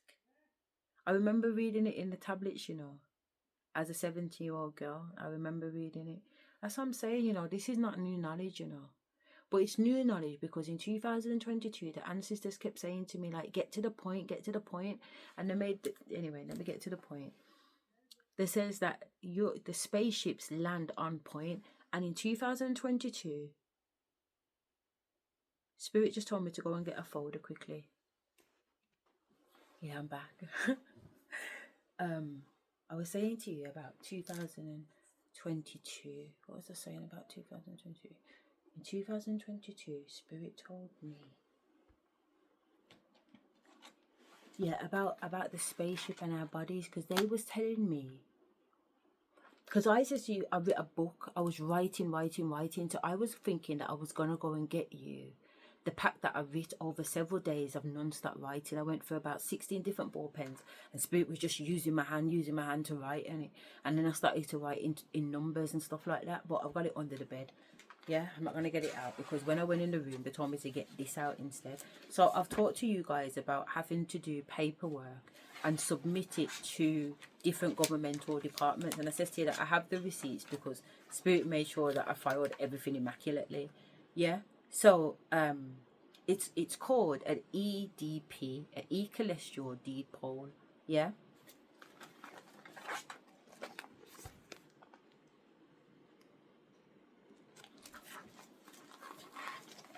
So when I use the word EDP, that's what I'm referring to. And these were done. Remember I said 2023. So you can see that's the 28th of the 4th, 2023. So I'm going to show you what the first letter looks like. And I'm also going to tell you that I'm going to show you the stamp that I designed. I'm going to read out letter 1. This says E cholesterol deed protest, but I think that's 2. And this says deed of E cholesterol dishonor. Actually, 1, 2. Actually, it might be. It might be. I'll read out so you can see. And this is a copy of my birth certificate now. Because I says to you that I defaced my other birth certificate. Remember, if you've watched one of my other videos, if not, then fair enough. But I said I'm not a citizen anymore. I don't come under their birth certificate system. So this is a copy of my birth certificate. But this is a copy of the stamp that I put on it and then wrote my name through the Queen's face. Yeah. And then this is the birth certificate that I created. So this is now my birth certificate. So this is a copy of the birth certificate that I sent them. And these are the stamps that I created at the bottom. And you know how it says that things have to be stamped in blood? That's a thumbprint. That's not a blood thumbprint, no, that's a red ink one, because this is a photocopy.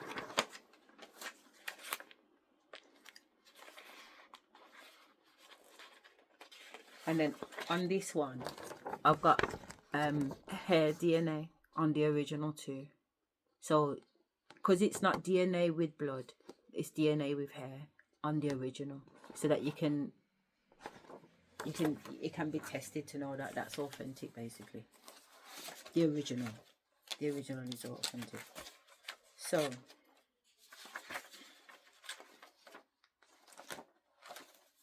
I think when I say step 1, so it says, yeah, this is not the first one. I didn't think it was. The first one starts with a P. I don't know if I've got a copy of the first one here, but I'm going to check.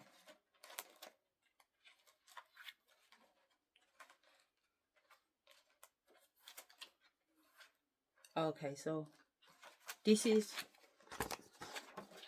an original blood form. It's got sellotape on it so it can't be destroyed. So that's a fingerprint.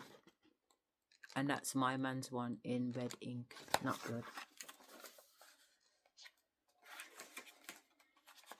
And then this has one of the letters sent, and then this has the birth certificate printed at the back of it. And I'll get into it in a minute in terms of what are the okay. So that's another thing of a stamp with a signature, so you can understand what that is. So I'll read this out to you.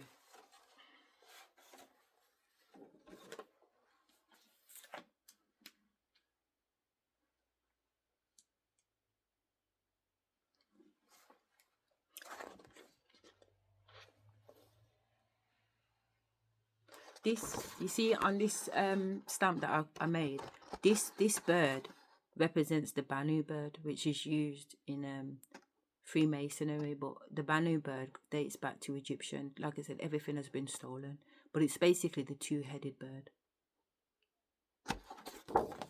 Okay.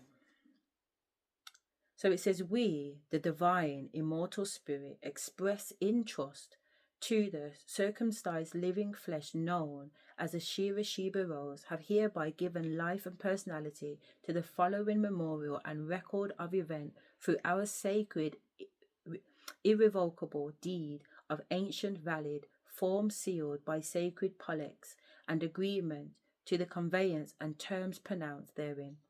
1.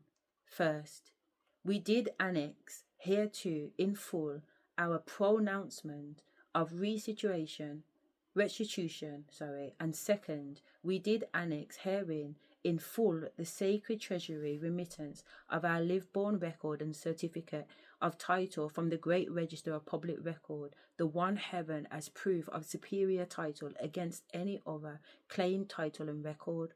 While it is impossible that such supremely sacred instruments may be dishonored, it cannot be reasonably concluded that any competent form that personal jurisdiction can be lawfully established by you until this contest of this title is resolved. And third, so basically, I've already sent them 2 letters by the time that they get this letter. But because they haven't replied to my letter, you have to send another letter. And there are several letters that you have to send in order to actually call judgment. And the last letter is titled Judgment. Yeah? We did not pray or confess to act of true contribution our genuine remorse and penance for any unresolved sins, controversies, debts, lines, or other financial encumbrances that previously prevented the lawful illuminment of any record of event of your record rolls and registers associated with us. As restitution, just as the divine creator has absolved us and forgiven all our debts, we receive absolution and acceptance of our payment in full through our solemn remittance from the treasury of one heaven by our sacred sacrifice and seal.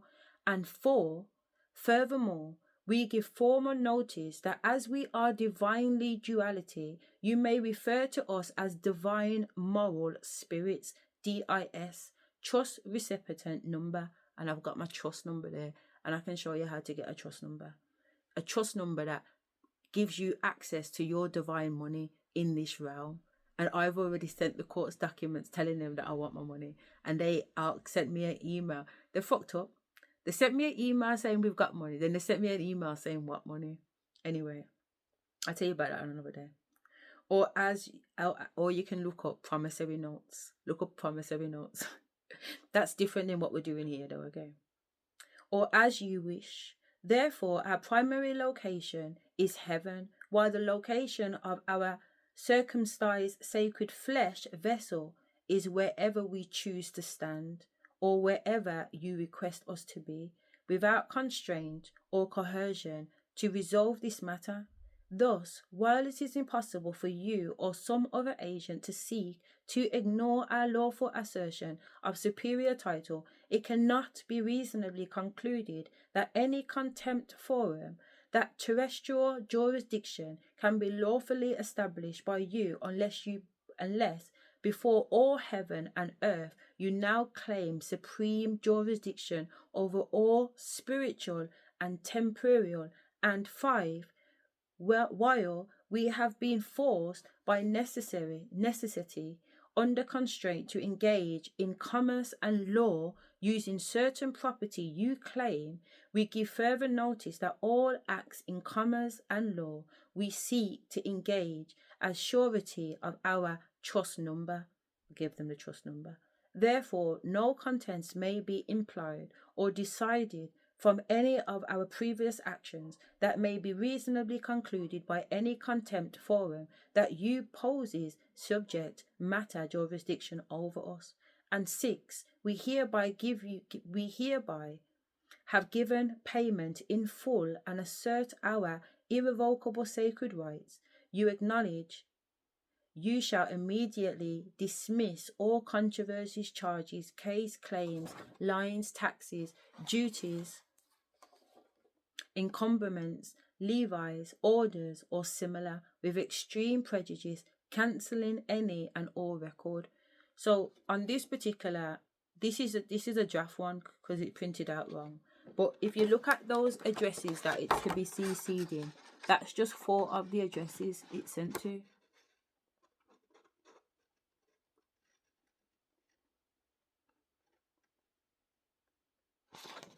So the first one is Secretary of State. So I mentioned to you that I sent it to the Secretary of State. You can check online and see if that's the address.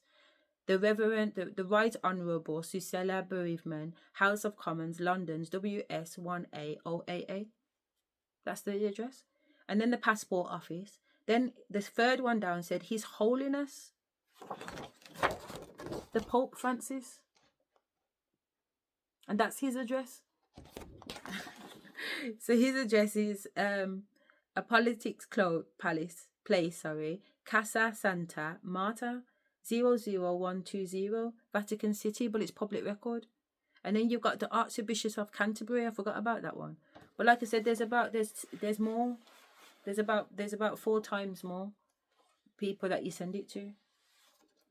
So that's just some of the receipts to say that I'm not gassing when I say what I say. Like, the Almighty, the Divine Spirit has took me down some journeys that I never even knew existed. You know, and they pattern it every single time. And everything that I've had to do, everything's posted. See, everything's posted from 2023, ready to deliver all the lessons as courses if needs be, so that people can free their blood clots out and get out of the blood clot system and these Masonic rituals they've got us running up and down in, because we think it's, oh, we're just going to work. No, you're not just going to work. You're in a ritual. And really, it's insanity doing the same thing over and over again. But I said that I was in court in it. Now look at this. This is just one bundle. This is one court bundle. This is how ancestors have me, making sure that everything is posted, everything is labelled up. This is why the solicitors and the barristers are terrified when I go in there, because I'm not going in there as no dibby girl. Hear me. I respectfully submit this formal response to the Kafka section 16.4, reported dated the 19th of the 12th, 2024. The report contains numerous assumptions and unsubstantiated conclusions that directly impact my rights as a parent and the welfare of my children, A and B. These assumptions undermine the principles of justice, fairness, and equality under the law. I have already submitted comprehensive evidence to the court, including positive contact reports, validated feedback on the feelings worksheets, medical evidence, dissolving allegations regarding ongoing mental health risk, and evidence of my ability to care for another child, my oldest daughter, who still resides with me full time. The Kafka's report fails to acknowledge this evidence, instead relying on unsupported presumptions, hearsay, and the subjective conclusions of third parties. This response will critically challenge every assumption in the report and request evidence to substantiate each claim. I never went in there like no dickhead, mate. Assumption 1, about my mental health. The report claims that my mental health poses a significant risk to the children's emotional well-being, citing an acute psychological episode in March 2024. However, medical evidence submitted. I provided 2 separate reports from the mental health consultant confirming that the episode was an acute event unlikely to reoccur. Both reports conclude I pose no risk to myself or my children. Impact of court proceedings. The report neglects to consider the significant emotional and mental health toll these proceedings have had on me. As established in the RLA Child 2019 EWCA Civil 2121, the court must consider the impact of prolonged litigation on all parties involved. The court's refusal to acknowledge this has exacerbated my stress and affected my ability to navigate these proceedings effectively. I've been in court since 2019. Since 2021, I have been defending myself. This hearing is dated to December 2024. For over 2 years, before this got thingy, I was in court every single month, on the month. Some months, twice a month in court, and I'm writing my own bundles because I don't have any solicitor or legal representation for 2 reasons. 1, they're charging me bullshit and not actually doing the work. I was charged nearly £1,500, nearly £2,000 actually, for me sending them emails. I had to put in an official complaint and get my money back. 2, the divine said, if you're here under divine law and you are the highest authority, you can't have no fucking demonic mason representing you in court. Make that make sense? If you're saying you're the highest authority, you're saying I'm standing here in blood and flesh. I'm a mature person. I'm not immature. I'm not lost at sea. I'm not a straw man. I'm here in blood and flesh, a living woman. So then if I'm saying that, then I have to back that too, innit? And stand up on my own 2 feet and represent myself in court. So this is what it is. This is one day. And then I also mentioned that I do a wine course, innit? But I just want to show you that it's not just the wine. Every level. This is the level of studying that I go through with the Almighty. This is how the ancestors study. When I'm doing it on a, let me rephrase that, because the ancestors are very particular. So when I'm studying or I'm doing something, you can see that they operate on a post-it. And if I was to grab my Bible from underneath my bed, you would see my Bible operating like this too. Yeah? This is how I work with spirit when I'm doing things on a PhD level, when I'm really going into research. When spirit's working with me and giving me downloads, it's none of this. There don't even need to be a pen and a paper. It's just download, whoosh, I got the information, write it. Download, whoosh, I got the information, write it. It's different. So what might take me 6 hours to go and research, it would take half an hour with spirit. When spirit broke down the wine course to me, in a download, it was like it just made all of this that I'd been studying, it just pieced it all into place. Fuck me. I now knew how the whole team joined up together. So it makes learning easier. It makes learning easier, especially when spirit come in and do it, which they mainly always do. They come in and they make life easier. And that's just one way of tapping into spiritual gifts in the 3D, that you can have your spiritual abundance here in the 3D by tapping into your spiritual gifts and exercising those rights in the 3D. But yeah, we're not supposed to be indulging in debts. We're not supposed to be indulging in taxes. We're not supposed to be indulging in paying bills. We're just not. We're supposed to live very free. And every day is supposed to be different, because every day you're learning something new about yourself and the world around you. Ontology and epistemology, nature and nurture, sociology and psychology. Those are your lessons. That's your curriculum. Yourself. To wonder and ponder and learn about how the world works. You know, when you watch like old time shows, or even when you learn about people in history, they left their home to go and find out about the world. They didn't leave their home to become a nutty professor. They went off to find out about the world. They went to learn. Christopher Columbus left wanting to explore and discover. But you know what I mean, innit? Learning used to be what I consider home education to be. And that's where Spirit's saying to me about the free world, that we need to return back to when we were responsible for our education. Because a lot of us have become quite lazy, and we're leaving schools to raise our kids and educate our kids, and no.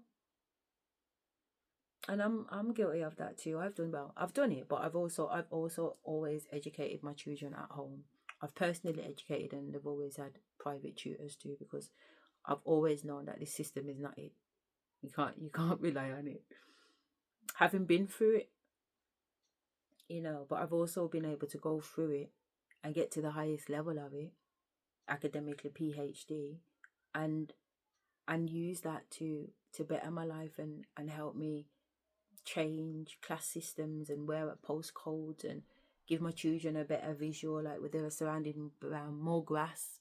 You know, we have horses and stuff, and you know, they're out there and they can be in nature, and you know, they can be safe. You know, they can be safe, which was important to me. Being in nature and being safe was important to me, and is still important to me. But when we're on the 9 till 5 clock and the money's only paying us enough to cover the bill, and the only food we can afford is all the food that's really cheap, which is often all the sweet stuff and all the preservative stuff and all the stuff, you know, containing aspartame and other deadly flipping forever green chemicals in there. What choice do you have? You know what I mean? But I think COVID did open up some choices. It got people in the garden, and I know I started to plant my own food and everything else like that. So, and I still am a little bit like they haven't come up as good as last year because I haven't really been paying them no mind. But the tomatoes have definitely been trying out there and that. But yeah, we can do for ourselves, but when we've got the time to do things for ourselves. But the way the system's set up, it deliberately is there to make you not have the time, as if every day just needs to be on the grind. And I don't live like that anymore. I chose not to live like that anymore, but I also took the action to make sure that I don't live like that, and I take the action every day. If they send me a hot letter demanding, I send them a letter demanding where they've got the right to demand me. And because they can't provide where they've got the right to demand me, because they don't actually have a right to demand me, that's the case finished. You don't have a right to charge me for water. Who said you own the water in the first place? Show me the legal document that says you own the water. You show me the legal document that says you can charge me council tax, because that's the reason why the council tax, your local authority doesn't actually go to court in terms of, it's not a judge in the court. They just hire out a room in the court. So when you go to court, you think you're going to court, but when you go in there, it's a room where lots of these people are sitting down on the benches in the court, and they're setting up meetings to have a meeting with you about your council tax in that building. It's the building. Because of the demonic presence, the Illuminati, and the ritual spell work that goes on in those buildings, they can bound you to those things in those buildings and say that that's law. Because they've brought you into the building that says this is law. Don't go in the building then. Don't go in the building. Handle everything by letter, and make sure that you post your letter and do it recorded delivery, because you have to save everything, because it's also spiritual. The postal system is spiritual. Can you believe it? I've learned that the postal system is spiritual. A postal system, Why do I need to write through the face of the Queen? It's spiritual. It's not just physical. It's spiritual. So, I'm hungry. I'm going to go and get myself something to eat and something to drink. But yeah, I just wanted to say that because there's a lot going on in this 3D world, and they'd have you believe that fucking twerking your ass, fucking buying gold grills, having 10 baby mothers, getting up for work, going to the gym, eating curry with your mates on a weekend is what it's about, and it's really not. And that's where the really, really, really, really wicked crimes against humanity come in. Yeah, they poison us through the food, they poison us through the cosmetics, they poison us through the earth. They're taking all the natural food and turning it into processed food with GMOs, and they're putting all, you know what I mean? Yeah, they're killing us on a daily basis, but the real murder is taking place in our mind. The real murder is taking place in our attention, because where attention goes, energy flows. And right now, most of our attention is going on bullshit on social media and life, getting up and going to work, getting up and having to go to school and college. It's all bullshit. It's all bullshit. But as long as your energy goes there, your divine energy is not coming to you. It's just going out the fucking window on these motherfuckers, and they get to eat it up. They get to live it up. They get to have generations living good. They get to have, because for example, generation is the black people's slavery and money. Why these people are still living where they're living, like Lloyd's Bank, or half of these established. Oh, we've been established since 18. Well, we've been established since 70. It's all off the back share. So that's what it looks like spiritually too. It's no different. What plays out in one plays out on the other, as in heaven, as on earth, so in heaven. It's the same thing. But there are different levels and different dimensions of it playing out. But on that note, I'm going to say you're going to go home, but you're going to get the hell up out of here.